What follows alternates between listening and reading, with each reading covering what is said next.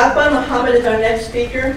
He is an international representative of the Nation of Islam, and he hosts a weekly talk show on the Pacifica station in Washington, D.C., and he writes a syndicated column titled Africa and the World that appears in more than 100 newspapers.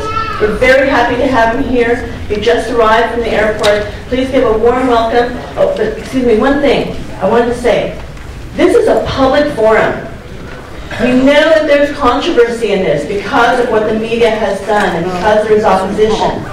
But we cannot have that kind of disruption that's disrespectful of our speakers. We cannot have that.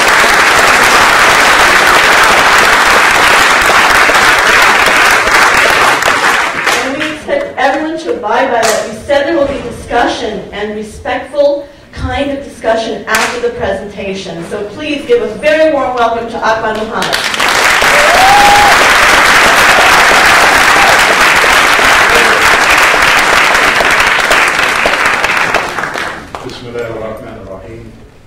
In the name of Allah, the Beneficent, the Merciful, I bear witness there is no God but Allah, and I bear witness that Muhammad is the messenger of God. Muslims say, Assalamu alaikum. Like the words of Jesus, peace be unto you, that's what Jesus said. And I just wanted to say to our Libyan brothers who are over there, you know, you're in America, you have the right to be, but you have to be respectful. I can't see you, but if you can find a seat on the side where I can look at you and talk to you. These brothers have their position about what's happening in Libya. I'm here today because I have been going to Libya since 1937, from the time of the Great Green Charter of Muammar Gaddafi.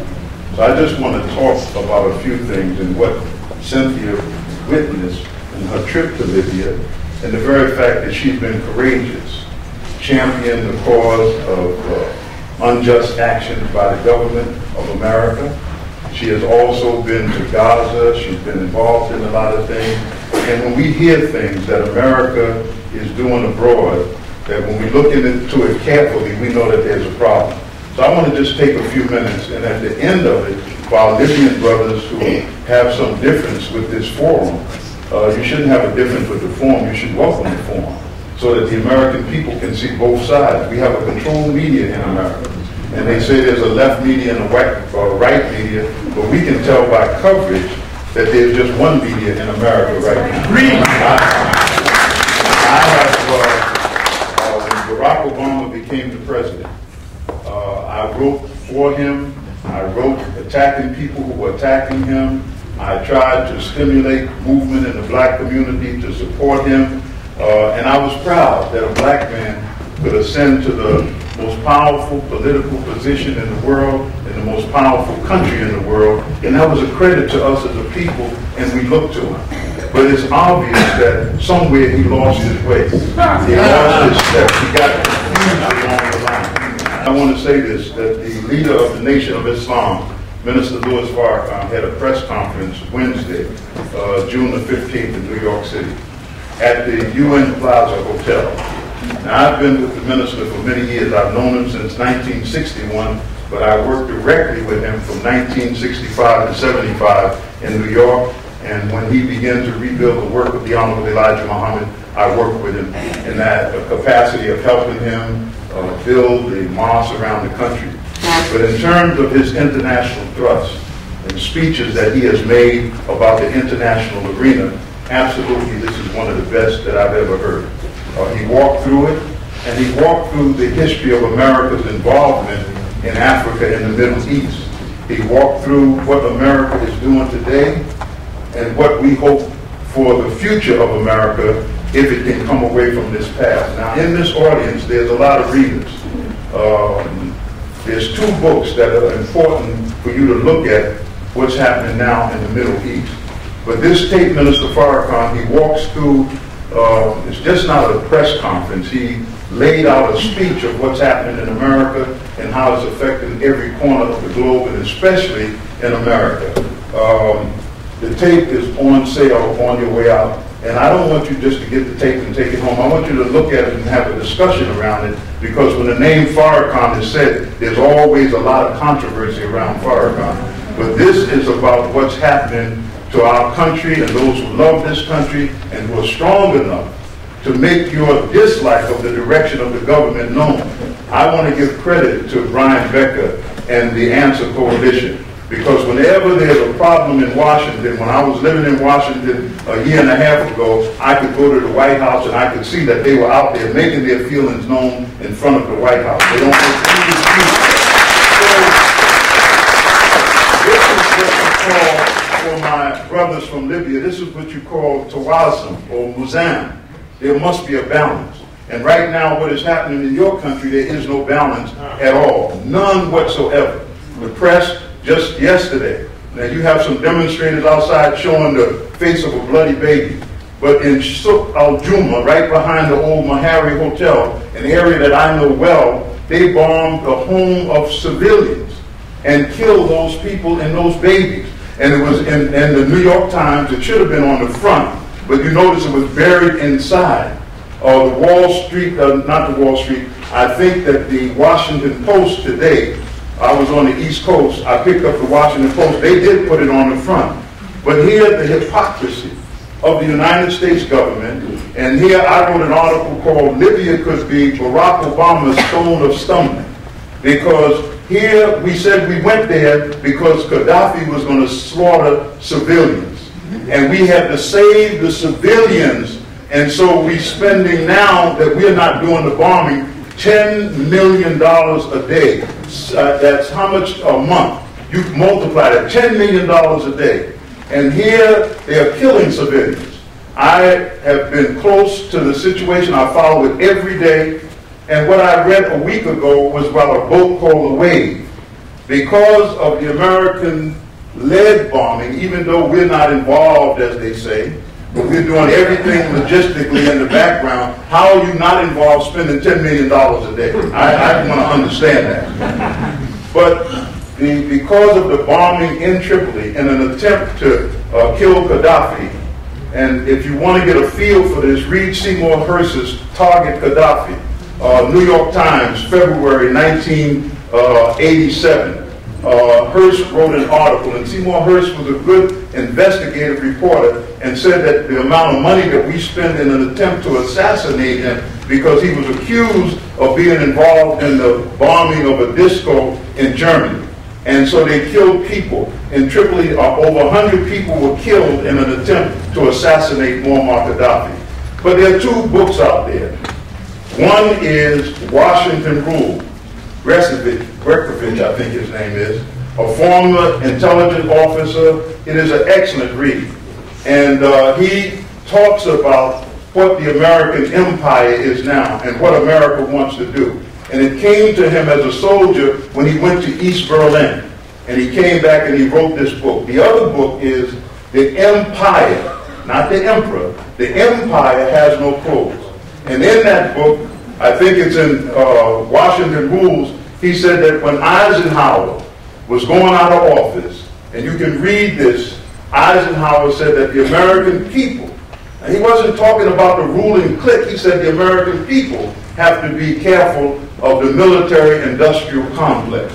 And the very fact that he was saying this was that we will get on a war footing to feed that monster, and we make wars all over the world, and we want to not become a democratic nation that is concerned about humanity, but we want to become an empire and rule the world, and that's what you see happening right now while we're suffering at home. So Libya is an example. Cynthia, and I want to say this. I take my hat off to you. Minister Farrakhan sends you his love, that you have been courageous and on the point. We wanted to go to Libya. Many of the press people were saying, well, it's dangerous. And they were told that it was too dangerous to go to Libya. But we wanted to go, but you went, so you became our eyes to witness what is happening. In Libya, it had to be maybe 10, 15 days ago.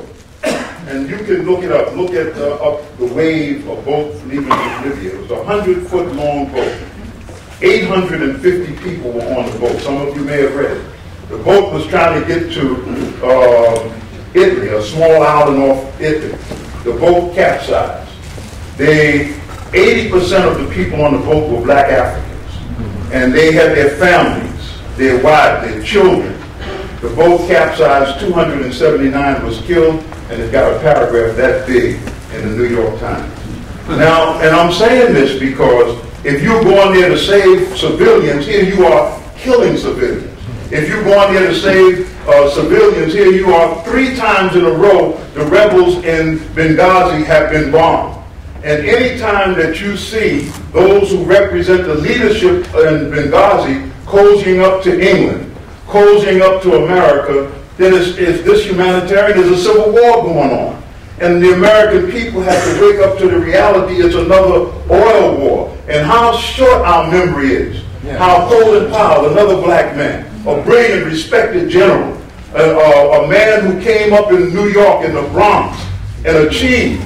He fought in Vietnam and led in that unholy war in Vietnam where we lost 58,000 men, young men, and all of it was a lie and it was put together. We got people in the street in San Francisco who are homeless, who were damaged in that unholy war in Vietnam. We got men and women who are bitter about sending them to Vietnam to fight Ho Chi Minh, and they wanted their people to be free, and we lost the war. Now the very city that we were based in, Saigon, is now Ho Chi Minh City, and they won that war and drove us out, and we lost all that. How short our memory is. Then we had Colin Powell standing before the world with Negroponte behind him, and all of you know his bloody history in Central America. Sitting there rubbing his hands, and poor Colin Powell is spinning a lie to the entire world, justifying Bush going into Iraq. And look at the condition of Iraq as I stand here right now. Then killing Saddam Hussein on the Muslim Eid Day, which was an insult to the entire Muslim world. And Iraq is in shambles. If you could go through the streets of Iraq and say, are you better off now than you were under the Ba'ath Party and Saddam Hussein? And they would say, I may not have liked Saddam Hussein. I may have had a problem with the Ba'ath Party. But I got an education. I could shop. I had security. I could drive my car at night. And my children were safe. But not now in Iraq, under the so-called, we are democratizing the Muslim world. So I'm saying that if Libya and those who are opposed to Muammar Gaddafi would wake up and smell the coffee, that they're after your oil. There's no doubt about it. They're after your oil. And what they want to do is the 2 best oils in all of Africa are in Nigeria, that is in perpetual chaos, and in Libya, which they wanted to take. Now, I just want to walk through this for a minute. The very fact that Muammar Gaddafi, under the sanctions for 10 years, over the Lockerbie, and it's interesting how they cleared the Lockerbie problem up, put one in jail, then finally freed him, and then Britain wanted the lion's share of the oil. America was a little jealous about that. They wanted to get in the picture, but they said that we will sanitize Gaddafi, and we will bring him in for the coal. Got him to give up his nuclear capabilities, which he was working on, and we'll bring him in from the coal. And if you had been in Libya in the last year, it's a crane city. They're rebuilding Tripoli. Right when I left there, the Marriott, J.W. Marriott. Now, how many have read in the newspaper that J.W. Marriott was due to open up on February 17th? Did anybody here read it? Could you raise your hand if you read it? Okay, I got one person in the back, and he stays up on it. But you didn't know that Marriott was opening up in Libya? Radisson took over the old Mahari Hotel. Holiday Inn was being built there. And the Americans had the lion's share of all of the contracts. The oil industry is not just the oil, but it's the pipes, the fittings, all of the drills and the rigs, all of that out of Texas. So the Texas boys told Bush, look, solve this Libyan problem because we got to get back in there. It's almost like when they were looking at Vietnam, when they sent, what's his name, McNair, is that his name? Here was a market. Coca-Cola said, this is a 90 million people market, and we're out of it over the war in Vietnam. Get back in there because, you know, the name of the game with capitalists, you got to get in there and make that money at all costs. So they wanted to get back into Libya to get into the oil business. But Gaddafi was not a player. He turned his attention towards Africa. Because during the sanctions, the Arab world turned their back on him, the nations turned their back on him, and the Libyan people were suffering, and he opened up his borders so the goods could come in. The Libyan dinar went down, $1 you could get 3 dinars. I mean, and they kept going, but it was a bad economy. So when the African nations realized that these UN sanctions were causing them to suffer because Gaddafi was a great giver of wealth to the African developing nations, they said they made a decision in Ouagadougou that they would take their planes. If the sanctions were not lifted by a certain day, they would fly into Libya, and they did that, and Gaddafi turned his attention towards Africa. He built a Ouagadougou Hall in Sirte, and he said he went to Algeria in '99 to the OAU, as it was called at that time, and he made a speech. And if you get the speech off the line, it's the most interesting speech. He said to the African leaders, this is not a new idea from Muammar Gaddafi. It is the idea of Dr. Kwame Nkrumah, Sekou Touré. This is their idea, Gamal Nasser, of a United States of Africa. He said that if you don't unite, Gaddafi said they will pick you off one by one. Little countries like Guinea-Bissau, little countries like Equatorial Guinea, little countries like the Gambia. These are small little countries, and they will pick you off, and you will have what you see in Somalia, a failed state. In all of these countries in Africa, you must unite. And he pushed it. But the difference between Muammar Gaddafi and Dr. Kwame Nkrumah is that Muammar Gaddafi had the wealth to make it a reality. So he took the oil wealth. As he said to me one day, he said, you know, people will go to Saudi one day and they'll look at those palaces that the kings live in, they'll say, one man lived in this? Because you don't see those kind of palaces in Libya because he didn't spend the money like that. He spent the money on education. I want to say to the young Libyans, you talk to your father.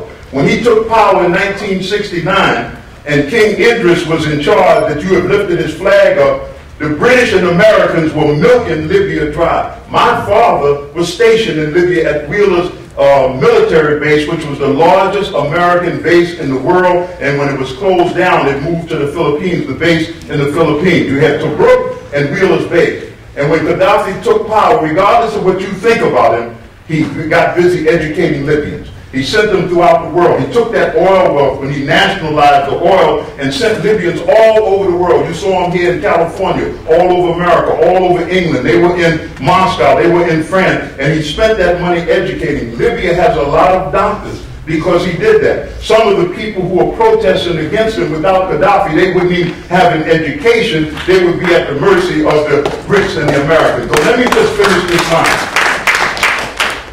So Muammar Gaddafi turned towards Africa. If the reason the country of Mali would never go against him because he rebuilt one of the poorest countries in Africa. And not just gave them money, but he invested. He let them make money. He had humanitarian trips into Rwanda during the crisis there where he sent goods. You know what he tried to do with Gaza when Gaza was cut off, and Hosni Mubarak would not even allow things to go in and help the Israelis fence the Palestinians in Gaza, and it was Muammar Gaddafi and his son that was trying to get goods there. And so he worked throughout the world. Yes, the brother shouted to me, did Gaddafi buy you that suit? No, I happen to buy this suit myself. But Gaddafi absolutely helped the Nation of Islam and Minister Farrakhan. Gaddafi loved Muhammad Ali, so in 1971, when Muhammad Ali made a trip to Libya, he promised to help us. We have a mosque in Chicago. When Minister Farrakhan was struggling, yes, Gaddafi helped her. And we're not ungrateful. If a man helps you on your knees and he gets into trouble and you say the wind is blowing against you, let me jump on the other side, then you have no principle. You're an unprincipled individual. So he's in trouble right now. And the African leaders who are looking at the way that the wind is blowing and jumping into bed with those who are against Gaddafi, you have to think. Hillary Clinton went to the African Union and talked to them like they were little boys. Get the speech on the internet and read it. Telling the African leaders, if your embassies have leadership in it that's pro-Gaddafi, you should put them out of the country.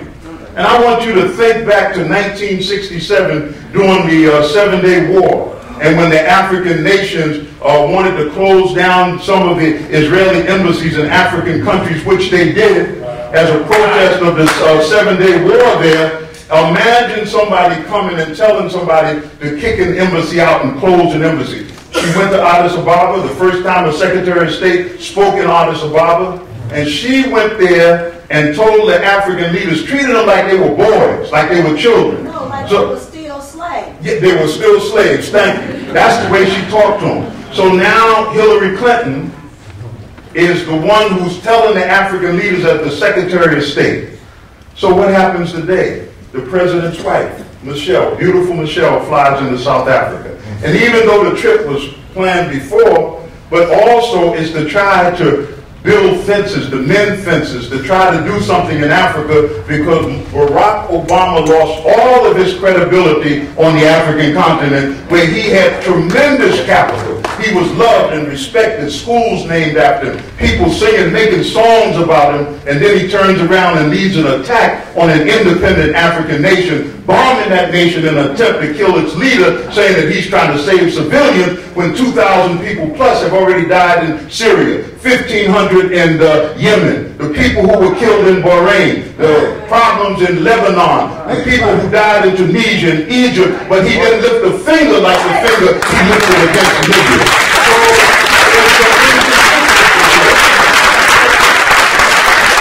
So what we're saying to President Barack Obama, yeah, you had 97% of us. But we're looking at you when we have communities and school problems across this country. I don't know the number of what they are. Maybe Cynthia can tell you what they're spending in Afghanistan and Iraq, right as I stand here. But I